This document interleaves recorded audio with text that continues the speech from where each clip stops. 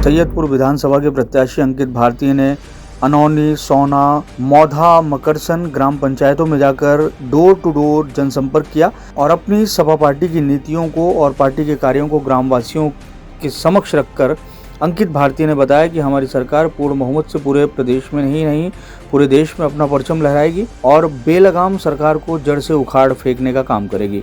कमलेश यादव जिला पंचायत सदस्य ने बताया कि इस प्रदेश में माननीय राष्ट्रीय अध्यक्ष जी की लहर चल रही है और किसी को किसी भी प्रकार की दिक्कत नहीं है। कमलेश राय ने बताया कि इस सरकार में आवारा पशुओं से किसानों की फसल नष्ट हो जा रही है। जहां पर किसान सुरक्षित नहीं है, मां बहन बेटियां सुरक्षित नहीं है। राय ने अपने शब्दों से हाथरस की घटना को भी जमकर कोसा और बताया कि भाजपाई बताते हैं कि डबल इंजन की सरकार बनाएंगे, लेकिन हम कहते हैं कि डबल इंजन की सरकार होते हुए भी मां बहन बेटियां सुरक्षित नहीं है। ऐसी निकम्मी सरकार को हम पूरे प्रदेश से उखाड़ फेंकने का काम करेंगे।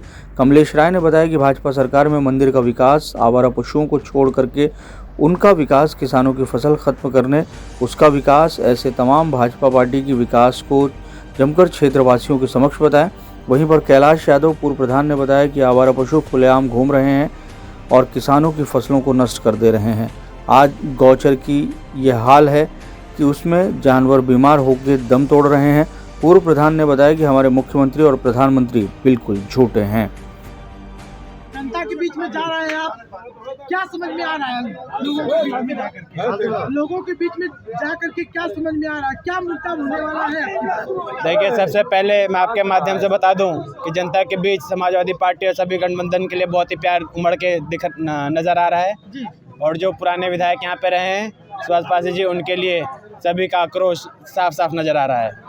जिस प्रकार से देखा जाए, प्रधानमंत्री मोदी जी जो है साइकिल को जो है आतंक का पर्याय बता रहे हैं, उसको लेकर क्या कहना चाहेंगे? देखिए, जब देश का प्रधानमंत्री किसी का प्रचार करने लगे जो कि ऐसा होना नहीं चाहिए, तो उसके आगे हम कुछ क्या कर सकते हैं। और समाजवादी पार्टी जिसकी लहर पूरे प्रदेश में है और धीरे धीरे पूरे देश में है, इसका खतरा सभी को लग रहा है कि ये लोग आएंगे और देश को सुधारने का काम करेंगे और जनता को बेवकूफ़ हम फिर कैसे बना पाएंगे। सर ये बताइए, कहीं न कहीं कुछ लोग कह रहे थे कि साइकिल को आतंक का पर्याय बता करके गरीबों का अपमान कर रहे हैं, उसको आप किस प्रकार से देखते हैं? देखिए, ये अपोजिशन पार्टी के सभी हथकंडे हैं जो वो झूठ और गुमराह करने का प्रयास कर रही है सभी जनता को। लेकिन जनता बहुत समझदार हो चुकी है, उन्हें अपना भविष्य नजर आ रहा है और वो सभी समाजवादी पार्टी और सभी गठबंधन के पार्टियों के साथ हैं। सर मेन क्लियर का गांव देहात के लिए मुद्दा क्या है समाजवादी की पार्टी के पास? देखिए, जो किसानों के हित में जो बिजली का मुद्दा है, जो हमारे राष्ट्रीय अध्यक्ष जी ने बताया कि वो सब मुफ्त होगा। 300 यूनिट बिजली की बात की गई है कि मुफ्त होगी। और हमारी बहनों के लिए जो शिक्षा का है कि 36,000 रुपये इंटर के बाद उन्हें दिया जाएगा। और क्षेत्र विकास जो बताया गया है कि सभी सड़कें और हर चीज़ विकास होंगे। और नौजवानों के लिए जो IT सेक्टर में 12 लाख नौकरियों की बात हुई है, सभी शिक्षकों के लिए उनकी नौकरी के लिए हुई है। और जो पुरानी पेंशन है, जो पुरानी पेंशन उन्हें बाहर करने की बात की गई है। भारतीय जनता पार्टी कह रही है कि हम गड्ढा मुक्त सड़कें कर दिए। वो तो हम सभी को नजर आ रहा है। जब हम सड़कों पर चलते हैं तो हम सबको गड्ढे मुक्त सड़कें नजर आ ही रही हैं। इसके लिए मैं कुछ नहीं कहना चाहूँगा। सर प्रधानमंत्री मोदी जी जो है ये साढ़ों को लेकर जो है उन्होंने बयान दिया जो है कि 10 मार्च के बाद जो है आप इसके लिए कोई व्यवस्था की जाएगी। तो क्या लग रहा है कि प्रधानमंत्री की बातों को जनता किस प्रकार से लेगी? देखिए, अभी 5 साल तक इन्होंने कुछ नहीं किया, तो उन्हें सब कुछ अब इसी चुनाव के समय सब नज़र आ रहा है और सब बातें कही जा रही हैं। जनता बहुत समझदार है, उन्हें पता है कि जो 5 साल में कुछ नहीं कर पाया, आगे भी कुछ नहीं कर पाएगा। सर अगर आप चुनाव यहाँ से मौका मिलता है आपको, तो युवाओं के लिए क्या करेंगे आप? क्या देखिए, मैं क्योंकि खेलकूद के बैकग्राउंड से हूँ और आपने कहा कि मैं एक युवा हूँ, तो मैं युवा साथियों का दुख दर्द भरपूर समझता हूँ।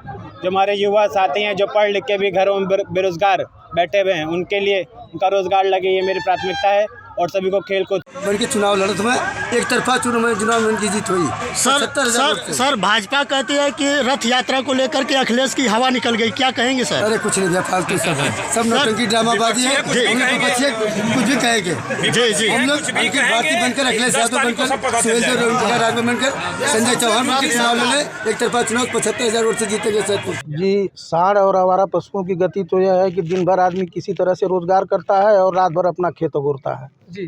और वह कहते हैं कि सारी व्यवस्था हुई है। देखिए गौशालाओं में सारे सांड मर रहे हैं। जी, अभी यहाँ पे कुछ लोग कह रहे थे जो है जी कि 5 किलो राशन दे रहे हैं और 50 किलो खिला दे रहे हैं, उसको लेकर क्या? 50 किलो नहीं, वो पूरी जायदाद खिला दे रहे हैं। 5 कुंटल 5 किलो 50 किलो की बात मत करिए। महीने में 5 एक खेत में 50 सांड और गाय जो है चर रहे हैं और पूरा किसान परेशान है। कहीं इसकी व्यवस्था नहीं है। इस व्यवस्था के नाम पर सरकार ने कई करोड़ों रुपया खर्च जब्त कर लिया अपने पास, लेकिन इन पशुओं की कोई व्यवस्था आज तक नहीं हुई। मुद्दा बनने वाला है ये मुद्दा बनने वाला नहीं है। ये मुद्दा चुनाव में बन गया है जी। यह है भी। प्रधानमंत्री जी मोदी जी अपने भाषण से कह रहे हैं कि 10 मार्च के बाद जो है इसकी व्यवस्था की जाएगी। अब तक क्या कर रहे थे? अब तक क्या कर रहे थे? प्रधानमंत्री इतना बड़ा झूठा तो पूरे विश्व में कोई नहीं होगा। हिंदुस्तान की बात तो छोड़िए, अगर झूठ बोलने की बात आएगी कि सबसे नंबर 1 कौन है तो प्रधानमंत्री जी हैं। राष्ट्रीय अध्यक्ष कहते भी हैं। ये बताइए, योगी जी कह रहे हैं कि हमने मुख्तार अंसारी का किला ध्वस्त कर दिया। ब्रजेश सिंह क्या थे? मुख्तार अंसारी का किला तो ध्वस्त हो गया। किसी राजपूत का किला बताइए कि जिसका ध्वस्त हुआ है। तो यह जातिवादी सरकार है। बुलडोजर भी चलता और है, बुलडोजर किसके पर चलता है? जी। और अभी एक माननीय विधायक जी कह रहे थे कि जो है योगी जी उस गांव को चिन्हित कर रहे हैं जहां से वोट नहीं मिल रहा है भारतीय जनता पार्टी। नहीं, ये देखिए, यह तो चिन्हित तो करेंगे ही जी। यह तो वह जोगी जी मठ में चले जाएंगे, लखनऊ रहेगी ही नहीं, न वोट चिन्हित हो पाएगा। हाँ, देखिए इस बार पूरे प्रदेश में जी माननीय राष्ट्रीय अध्यक्ष की लहर चल रही है जी। कहीं पूरे कोई प्रदेश लड़ाई में। नहीं। हाँ, कहीं किसी से कोई लड़ाई नहीं है और हर जगह पूरा सर्व समाज का, चूँकि ये जो हमारी जनता है इस सरकार से इतना त्रस्त हो चुकी है। हमारे नौजवान हों, कोई भर्ती नहीं आ रही, हमारे किसान हों, उनकी फसलों को सांड द्वारा चला जा रहा है, बहनों माताओं सब पे अत्याचार हो रहा है, महिलाओं पे। सर, जिस प्रकार से यह सरकार कह रही कि भ्रष्टाचार को लेकर के और उसके बाद प्रशासन को लेकर के हमारी जीरो टॉलरेंस की नीति है, उसको लेकर क्या कहना चाहेंगे? कहाँ कैसे गुंडा बनी हुई है? आए दिन आप देख ही रहे होंगे, कभी किसी व्यापारी का अपहरण हो जा रहा है जी, कभी कोई गोलीकांड में हो जा रहा है। अभी हमारे यहाँ चौकी के बगल में ही ठीक 100 मीटर की दूरी पे एक लड़के की चैन छीन ली जाती है। तो ये सब सारी चीज़ें चल रही हैं। कहाँ माफियावाद कम हो गया, कहाँ गुंडावाद कम हो गया। अभी आप लोगों ने देखा होगा जो IM के अध्यक्ष थे उन पे गोली चली गई।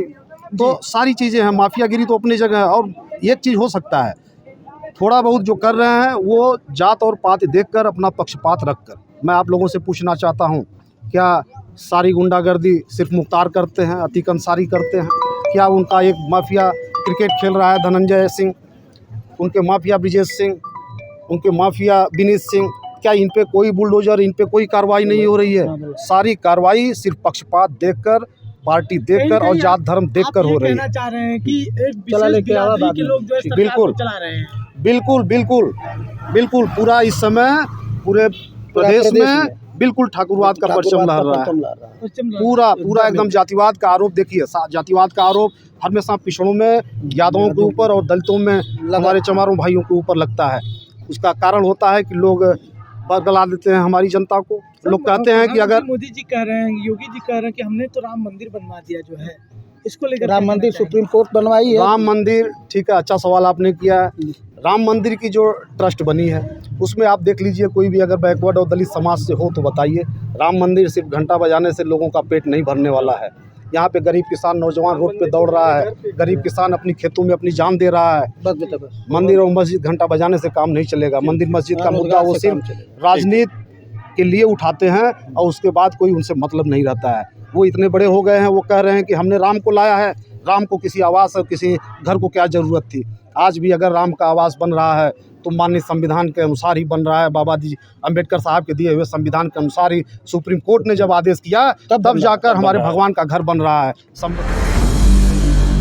CEN न्यूज़ के लिए गाजीपुर से शिवाजी की रिपोर्ट।